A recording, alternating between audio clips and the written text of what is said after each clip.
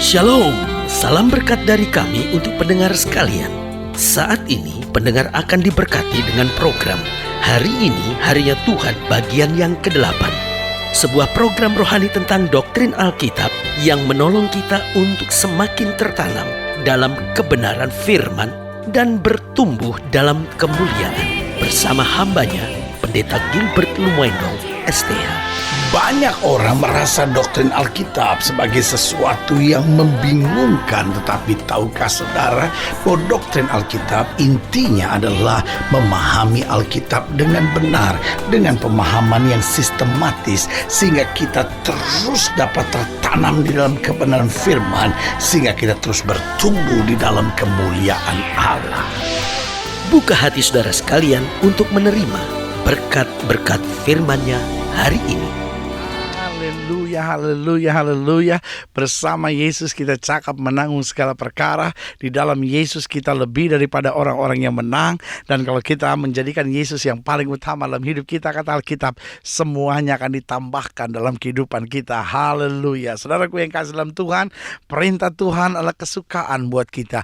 Firman Tuhan adalah kekuatan buat kita. Dan jalan-jalan Tuhan adalah jalan kesukaan buat hidup kita. Itu sebabnya hari ini kembali kita ada dalam program kita Hari Ini Harinya Tuhan, program yang memberikan kita semangat untuk menggali firman Tuhan kita dan mendapatkan mutiara-mutiara yang indah di dalamnya. Haleluya.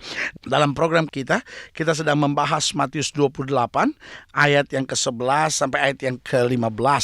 Matius 28 ayat yang ke-11 sampai ayat yang ke-15. Kalau sudah ada Alkitab, buka bersama saya, karena secara khusus kita hari ini sedang mau membahas Matius 28 ayat 11 sampai 15, dan secara khusus kita sedang membahas tentang dusta mahkamah agama. Saudara bisa bayangkan orang beragama, pemimpin-pemimpin agama, mereka yang mengatur mahkamah-mahkamah agama, mereka yang mengadili orang yang bersalah secara agama, tetapi mereka berdusta. Nah, ini yang kita jumpai. Kadangkala kita jumpai orang yang menyebut dirinya beragama, tapi kadangkala justru lebih munafik daripada orang dunia, ya kan? Nah, ini yang kita mau bahas sama-sama, dan saya percaya saat ini saudara akan menerima berkat-berkat Tuhan yang khusus.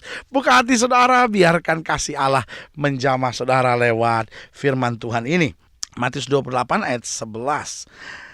Ketika mereka di tengah jalan, datanglah beberapa orang dari penjaga itu ke kota dan memberitahukan segala yang terjadi itu kepada imam-imam kepala. Dan sesudah berunding dengan tua-tua, mereka mengambil keputusan, lalu memberikan sejumlah besar uang kepada serdadu-serdadu itu, dan berkata, kamu harus mengatakan kepada murid-muridnya, kamu harus mengatakan bahwa murid-muridnya datang malam-malam dan mencurinya ketika kamu sedang tidur. Jadi siapa yang bercerita ini? Jelas di sini dikatakan mahkamah agama. Jadi mahkamah agama dengan imam-imam kepala, dengan tua-tua berunding dan berkata sambil memanggil serdadu-serdadu itu dan memberi uang, menyogok mereka dan berkata, kamu harus mengatakan bahwa murid-muridnya datang malam-malam dan mencurinya ketika kamu sedang tidur.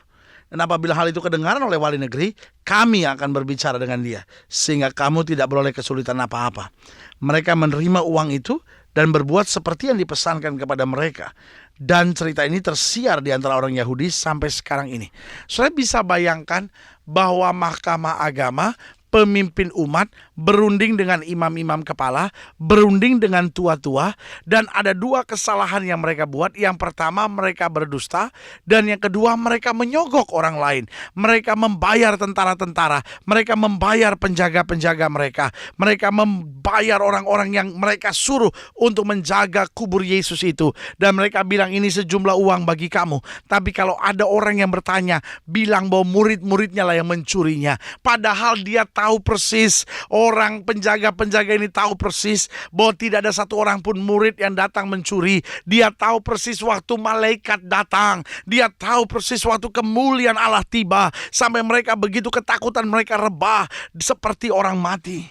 Tetapi saudaraku yang kekasih dalam Tuhan, kembali kita lihat pelajaran-pelajaran yang indah di sini. Yang pertama, bahwa agama seringkali dipakai sebagai kedok kemunafikan. Saya ulangi sekali lagi, agama seringkali dipakai sebagai kedok kemunafikan.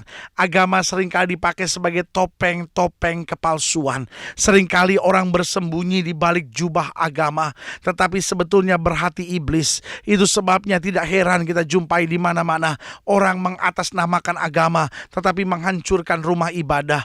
Orang mengatasnamakan agama, tetapi menyerang agama lain. Orang mengatasnamakan agama, tetapi menghancurkan karya orang lain. Orang mengatasnamakan agama, lalu menghalalkan segala cara, menghancurkan orang lain punya, merampas orang lain punya. Dengan catatan kami orang beragama, saudaraku yang kekasih dalam Tuhan, agama tidak boleh dipakai sebagai topeng-topeng kepalsuan. Agama harus kembali menjadi citra suci yang terbentuk, terbangun di dalam hati manusia untuk melahirkan pribadi yang kudus, untuk melahirkan tindakan yang penuh dengan norma-norma kebenaran, untuk menciptakan langkah-langkah kudus yang berjalan dalam kuasa dan kemuliaan. Saudaraku yang kasih dalam Tuhan, kita perhatikan di tengah-tengah bangsa kita, agama bahkan dipakai sebagai kendaraan politik. Agama bahkan dipakai untuk menghancurkan bagian orang lain punya. Oh, agama dipakai untuk menaikkan derajatnya sendiri.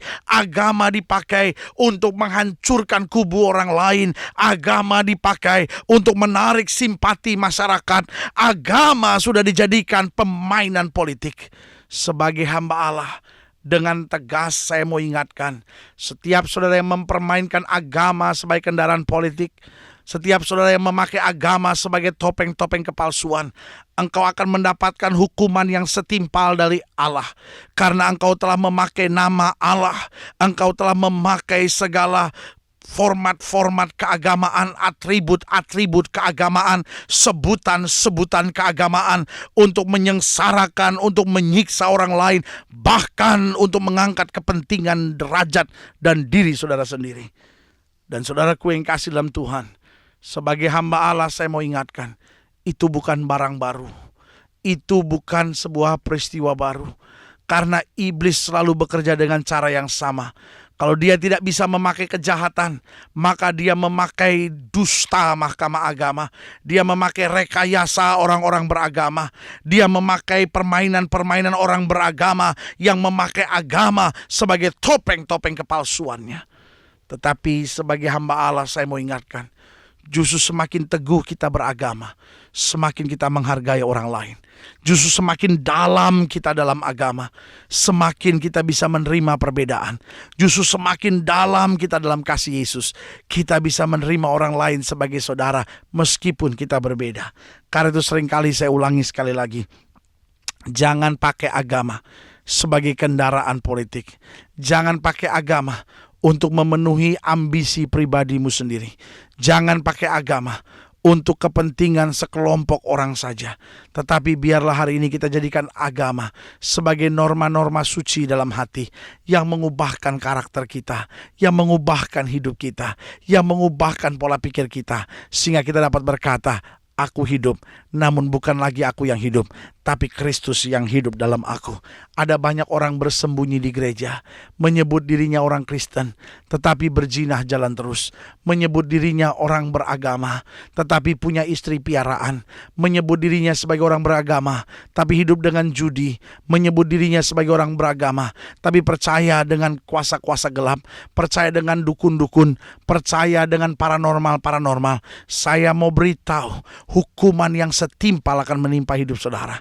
Tapi sebagai hamba Allah, kembali saya mau ingatkan, jika engkau menyadari bahwa engkau orang yang beragama, engkau yang percaya pada Yesus, biarlah engkau buka hati, jadikan Yesus yang paling utama dalam hidup saudara, dan jadikan kembali agama sebagai nilai-nilai luhur suci dalam hati saudara, yang merubah karakter saudara untuk berjalan senantiasa dalam terang Kristus. Yang kedua saya pelajari, apa yang dapat kita pelajari dari cerita tentang dusta mahkamah agama ini, bahwa ternyata orang beragama bukanlah sebuah jaminan. Orang beragama bukanlah sebuah jaminan. Kadangkala kita pikir, orang itu kan beragama, orang itu kan menyebut nama Tuhan, pasti orang baik. Saudaraku yang kasih dalam Tuhan, saya tidak mengajar saudara untuk curiga kepada semua orang. Tapi yang saya mau jelaskan, dunia ini sudah terlalu jahat. Orang kadangkala sudah tidak peduli. Orang kadangkala pakai nama Tuhan untuk nipu orang lain. Orang kadangkala pakai nama Tuhan untuk mengelabui orang lain. Kadangkala orang pakai nama Tuhan hanya supaya kelihatan hidupnya benar, hidupnya suci. Tapi sebagai hamba Allah, saya mau ingatkan, orang beragama bukan jaminan. Buka mata saudara baik-baik, doa, minta hikmat Tuhan, jangan tertipu. Saya ketemu dengan anak muda yang berkata, pendeta, saya punya kekasih padahal orang gereja loh pendeta, pemain musik gereja, aktivis rohani pendeta. Tetapi dia justru yang memaksa saya untuk melakukan hubungan seks sebelum nikah. Untung saya bisa menolaknya, untung saya masih bisa mencegah. Kalau tidak saya hancur, tapi saya begitu kecewa. Kok saya pikir saya pacaran sama orang rohani, pasti saya lebih baik. Saya pacaran sama orang beragama, pasti iman saya lebih teguh. Malah saya justru digoncang iman saya. Sebagai hamba Allah, saya mau ingatkan, orang beragama bukan jaminan. Engkau tetap harus berdoa. Karena yang saya mau ingatkan, agama tidak bisa mengubah manusia, tapi Yesus Kristus dengan kematian yang di atas kayu salib mengubah hidup kita. Haleluya. Dan yang ketiga, yang terakhir, bahwa kuasa Kristus akan tetap dinyatakan. Orang mau buat apapun, orang mau dusta apapun, orang mau buat apapun, orang mau jadikan agama sebagai topeng apapun untuk menekan dan menyerang. Tapi sebagai hamba Allah, saya mau ingatkan, kuasa Kristus akan terus dinyatakan. Berarti engkau tidak perlu takut. Teguhkan iman saudara, miliki hati yang bersih, dan kau akan melihat kemuliaan Allah dinyatakan. Kalau saudara ingin dilayani lebih jauh, hubungi saya melalui surat, hubungi saya melalui telepon, dan kunjungi website kami, karena kami ada untuk menjadi berkat bagi setiap saudara. Haleluya. Kalau saudara ingin didoakan secara khusus karena sakit, beban berat, masalah, persoalan hidup, taruh tangan kanan saudara di dada dan kita berdoa. Bapa, dalam nama Yesus, hamba berdoa secara khusus untuk setiap pendengar sekalian. Mereka yang taruh tangan kanan di dada karena beban, karena persoalan, karena masalah hidup, hamba doakan di dalam nama Yesus. Di dalam nama Yesus, Tuhan jamah kasih Allah mengalir dalam hidup mereka, sehingga mujizat boleh terjadi saat ini juga. Haleluya.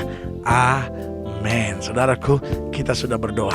Imani apa yang sudah kita doakan, karena kita percaya sesuai dengan iman kita akan jadi pada kita. Haleluya. Inilah akhir dari program kita hari ini, harinya Tuhan untuk hari ini. Tetap maju dalam Tuhan. Sampai berjumpa program berikut. Doa saya menyertai saudara. Jadikan Yesus yang paling utama dalam hidup saudara. Dan jangan lupa, jadikan hari ini adalah harinya Tuhan.